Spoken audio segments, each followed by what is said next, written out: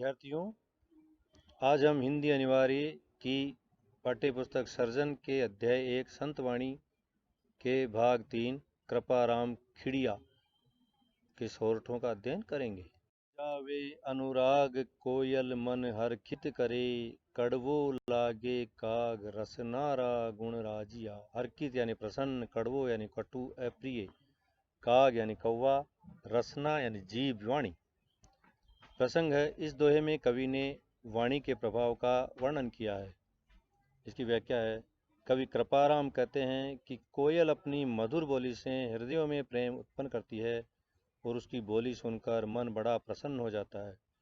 इसके विपरीत कौवा अपनी कर्ण कटु कर्कश बोली से सभी को बुरा लगता है। तो यह वाणी का ही प्रभाव है।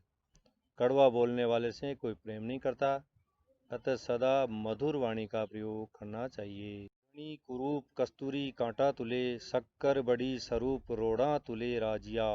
घनी यानी बहुत, कस्तूरी यानी एक अति सुगंधित पदार्थ, कांटा यानी तराजू जिसमें सही तोल बताने वाला कांटा लगा होता है, रोड़ा यानी पत्थर के टुकड़े। इसका प्रसंग है, इस सोरठे में कवि ने बाहरी रंग रूप की अपेक्षा गुणों के महत्व पर जोर दिया है। व्याख्या है, कवि कृपाराम कहते हैं कि कस्तूरी मृग से प्राप्त होने वाली सुगंधित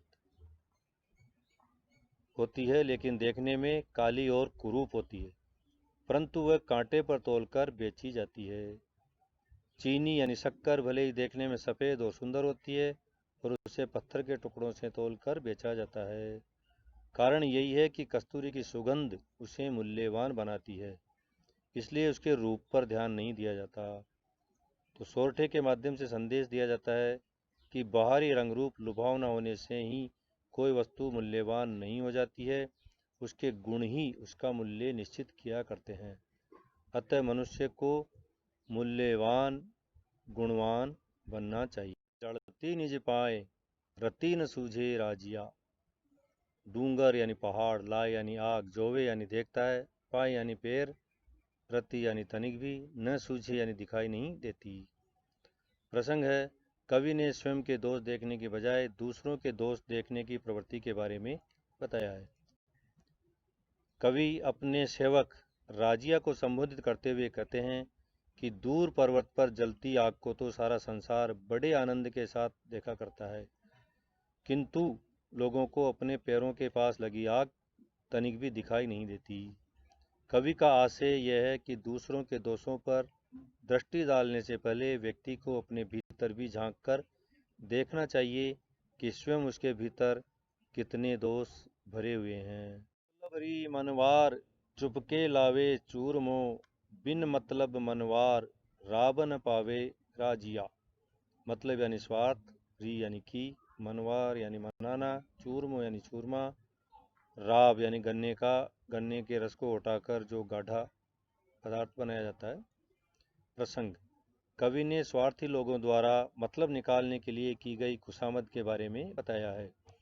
कवि कृपाराम कहते हैं कि राजिया इस संसार में सभी अपनी स्वार्थ सिद्धि को ध्यान में रखते हुए व्यवहार किया करते हैं।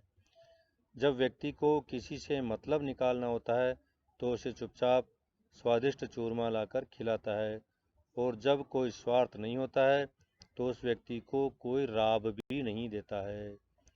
आशय यह है कि स्वार्थी लोगों द्वारा खुशामद किए जाने पर सतर्क हो जाना चाहिए और उनके उपहार को सोच समझकर ही स्वीकार करना चाहिए। पर मिठियास घट माही खोटा घड़े, इसड़ा सु इखलास राखी जे नहीं राजिया। मिठियास यानी मीठी बातें, घट यानी मन हृदय, खोटा यानी चालाक, घड़े यानी बहुत, इसड़ा यानी इसे, इखलास यानी मित्रता। प्रसंग है, कवि ने मुख पर मीठे वचन बोलने वाले व मन में अहित की भावना रखने वाले व्यक्तियों से सावधान रहने को कहा है। इसकी व्याख्या है, कवि कृपाराम कहते हैं कि राजिया, जो व्यक्ति मुख से तो बड़ी मीठी बातें करते हैं और मन में तुम्हारा अहित करने की भावना रखते हैं, उनसे कभी भी मित्रता करना उचित नहीं है।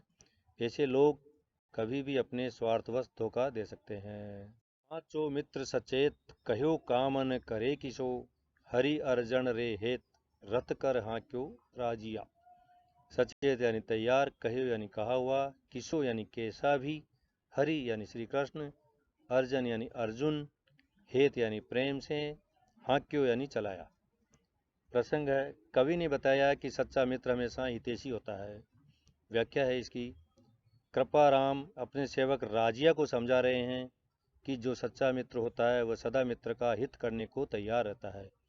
वह मित्र द्वारा बताए गए हर काम को करने को तत्पर रहता है।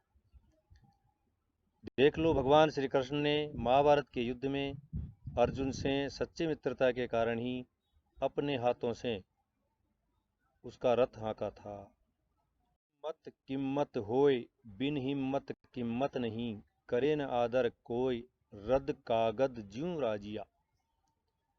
प्रसंग में कवि कहते हैं कि समाज में सब साहसी व्यक्ति का ही सम्मान करते हैं। इसकी व्याख्या है, कवि राजिया से कहता है कि समाज में सब साहसी व्यक्ति का ही सम्मान किया करते हैं। साहसहीन व्यक्ति की समाज में कोई कीमत नहीं होती है, उसे कोई महत्व और सम्मान नहीं देता। उसकी स्थिति रद्दी कागज जैसी हुआ करती है, जिसे लोग उपेक्षा से फेंक दिया करते हैं। आशय यह है कि जीवन में जो लोग चुनौतियों और समस्याओं का सामना करने की हिम्मत नहीं जुटा पाते, उनकी कोई पूछ नहीं होती। अतः व्यक्ति को साहसी बनना चाहिए। प्यारे विद्यार्थियों, इस पाठ के, इस अध्याय के अभ्यास प्रश्न जो इस स्लाइड में दिए हुए हैं उनको अपनी अभ्यास पुस्तिका में अवश्य करें।